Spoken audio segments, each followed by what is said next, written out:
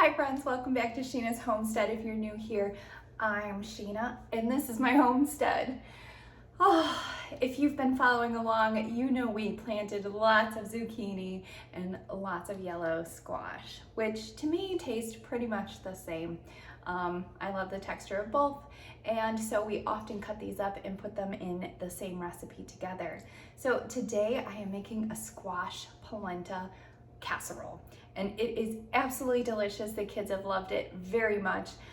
We've been just kind of browning up our zucchini and our squash, tossing it in a pan with some olive oil, and just letting that be a big part of our dinner. So they're getting a little tired of that, even though we love it very, very much. So I decided, let's try a new recipe, and I started looking up some recipes, trying to find something that was like a polenta casserole, and I couldn't really find anything. So I decided to make one myself. So follow along with me today, and I'm going to show you this quick and easy recipe. Make sure your ovens are preheated to 400 degrees, and let's get started.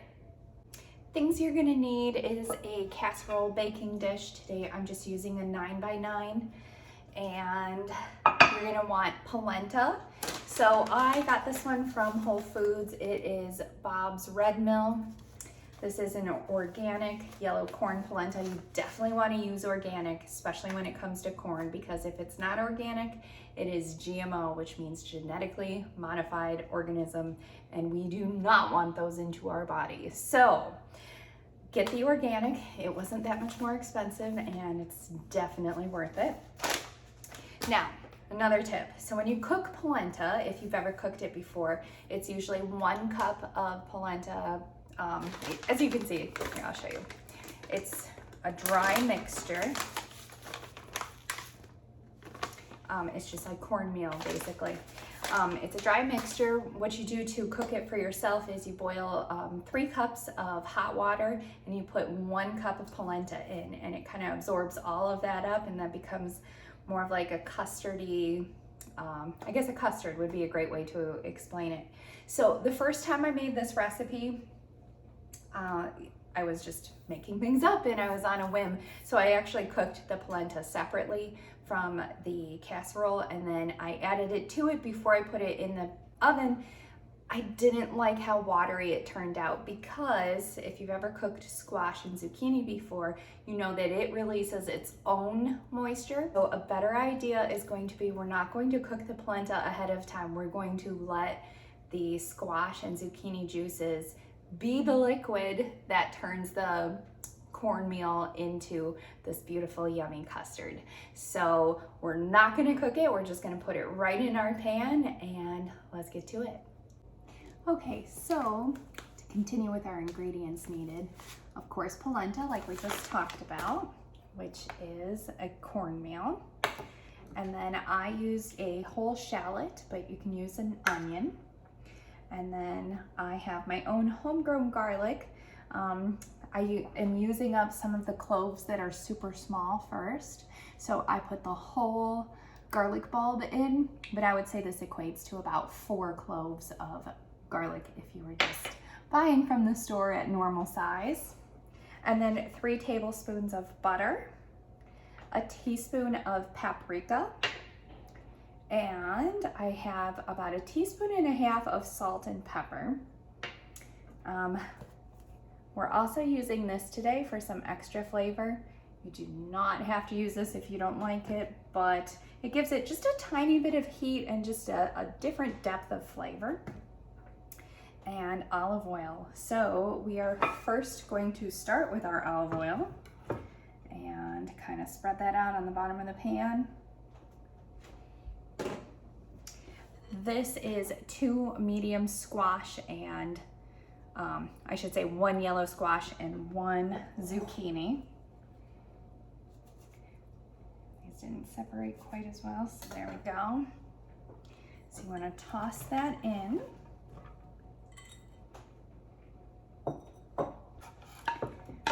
Just kind of move that around on the bottom of the pan there. Okay, And then we are just going to put the butter in different places on the top there. And add our onion,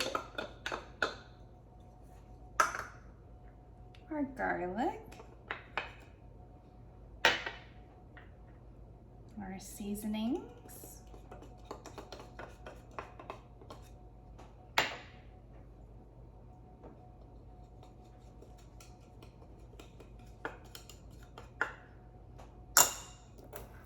and a cup of polenta.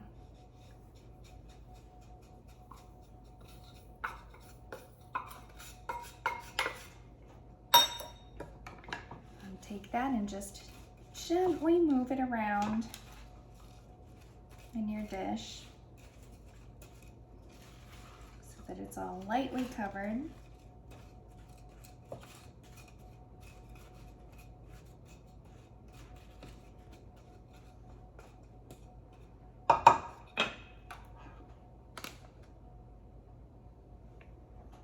Okay, so now we're going to take this and put it into our oven at 400 degrees. We are not going to cover it because we want all the juices that are going to come out from the squash and the zucchini to be absorbed, and also for some of it to just evaporate off.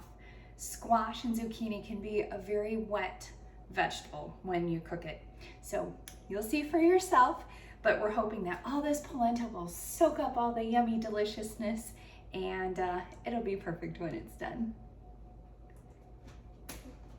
Okay, so into the oven we go. And we're gonna let that sit in there for 20 minutes and then we're gonna check on it. Okay, so while we wait for that to bake, why don't we go outside and I will show you how I tie up my onions for winter storage. If you are like me and planted a bunch of extra onions, you're wondering, what do I do with all of these? So come outside and I will show you how to get them stored for winter. Come on. Okay, so I apologize in advance if you hear our roosters going crazy in the background. I don't know what is up with them today, but they are really, really active. See? Okay, but anyways, you can see behind me, I have all of these onions. They are sitting here and they're drying out. The ones that have the green tops are not ready for this process. What you are looking for is this. You want it to be completely dried out before you start storing them so that we reduce the risk of mildew and mold.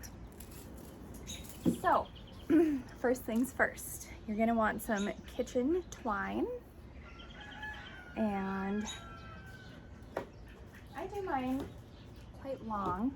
I'll show you.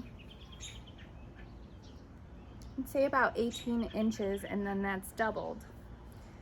And the reason I do that is because my hook is pretty high up here. So I'll show you. I just knot it at the top. So I have one long loop of twine. And this is just a plant hook up here. So I put it right here on my plant hook. And then we prepare our onions. I'll show you how. So of the ones that you have that are dry and ready, you want to just make sure that there is no more dirt on there. And for the first one, you want to cut off the top and just make sure that you've left about 5 to 6 inches. Okay. And I already cut off the bottom little roots here, but you can trim that off too.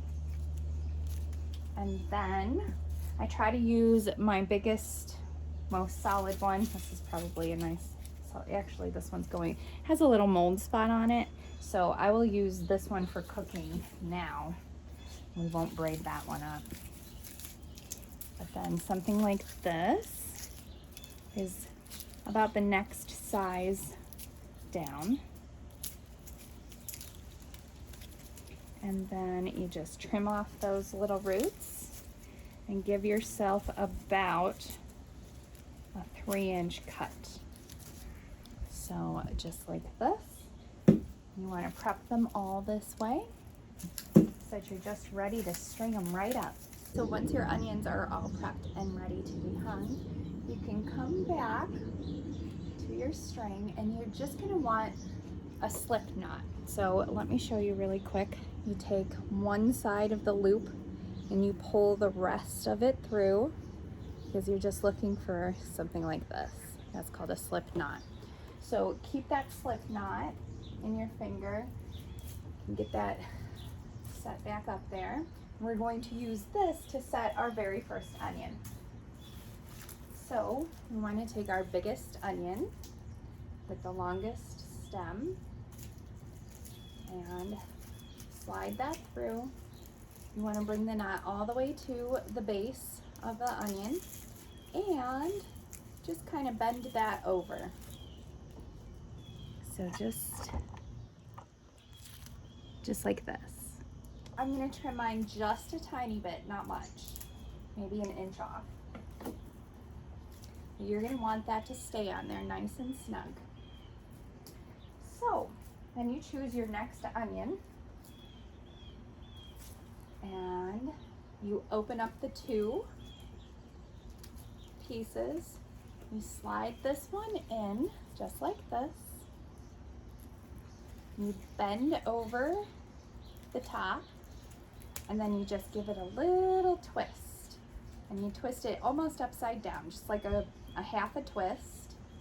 And the first one will stay just like that. And it gets easier and easier as you go on because the weight of them will just keep holding on, and then you really won't need any assistance after that. So we take our next one, and I'm gonna just do this on the opposite end. Take it and just twist it down. So now they're kind of holding on to each other. Now that you have these three set, it will be easy going from here. So you take your next one, slide it in, tuck that little top under, give it a half twist and push it right down.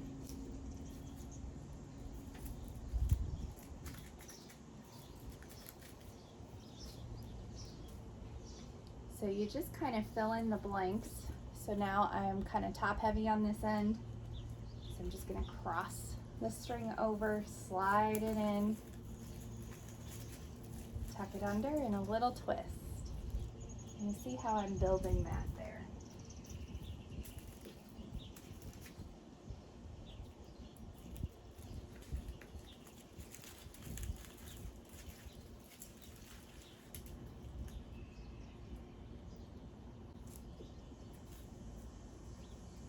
Such a beautiful method to store your onions. I remember when I was a kid, we used to go over to my uncle's house, and so my uncle lives in the home that he was born in. So my great-grandparents left him that home, and so he does all the things the way his parents used to, including the farming, and he always had those, like the cayenne peppers, all dried out in a string where you could just successionally take the next one and use it in your cooking. He also had garlic braided and onions done like this, and so I just remember how beautiful it looked and loving that even as a child. So it's just one of those fun things that I am happy and proud that we're going back to that. And I am learning to do some of the things that my great-grandma used to do.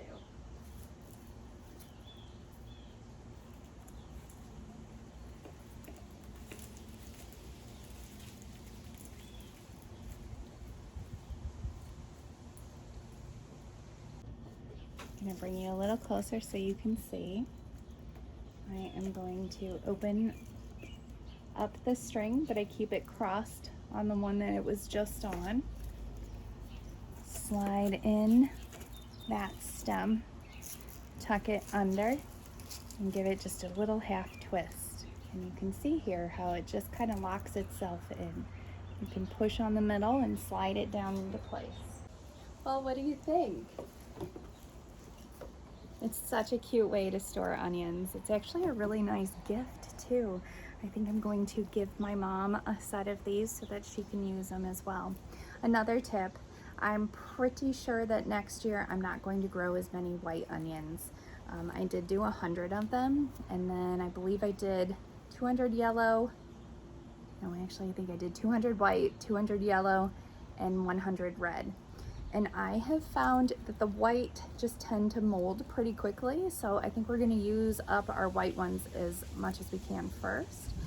And the red ones didn't seem to get as big. I had great success with the yellow onions, so I think that might be the majority of what I choose to do next year. Let me know what you think about your harvest and how things went, and if you agree. But isn't this the most beautiful way to store your onions? Makes me so happy. I think that I hear the timer going off on our casserole, so let's go check it out. Oh, one more tip about these before we go inside. You want to store this in a dark, cool place. I have a couple rafters that are unfinished in my basement, and we have hooks hanging from them, so that is where mine are going.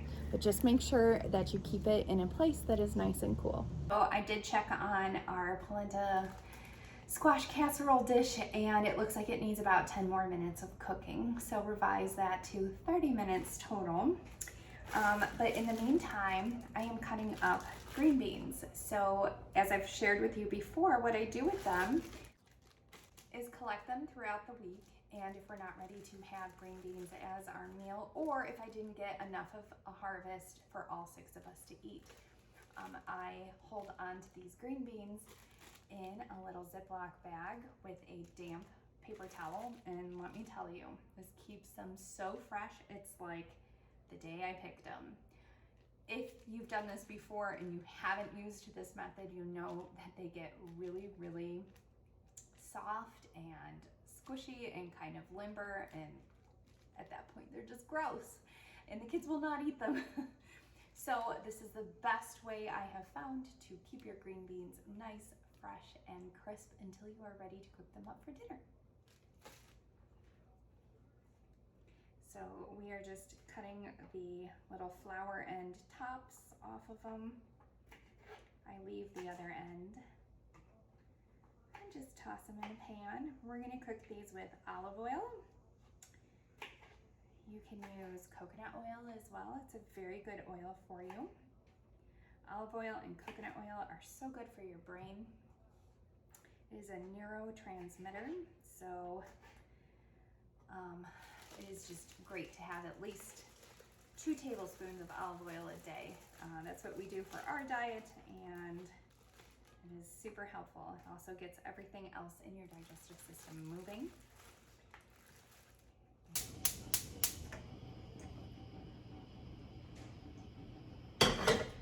So I just add a little olive oil, like I said. Sprinkle of salt. A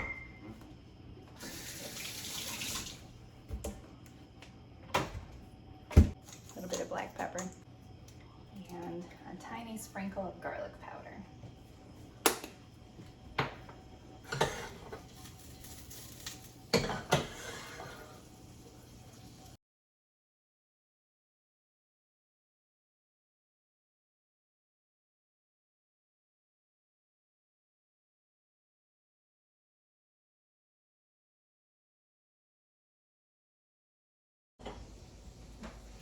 We have a lot of things finishing up at the same time here, which is perfect.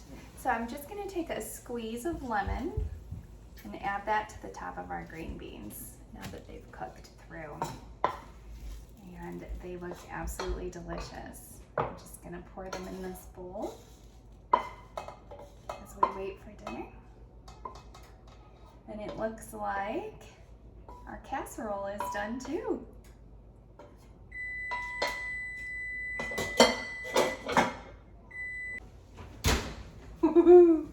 Look at that. It is done and it is absolutely beautiful. Okay, so it's time for the taste test. There's always a special little somebody who pops up for the taste test, right? Yes. Yeah. So we have our bites. They're cooled down here and we're going to try them together. Ready? Cheers. Cheers. That is so good. Do you like it? Mm-hmm. I'm so happy. If you can make something that makes your kids happy to eat it and excited for dinner, I'm thumbs excited. up. Of course you are.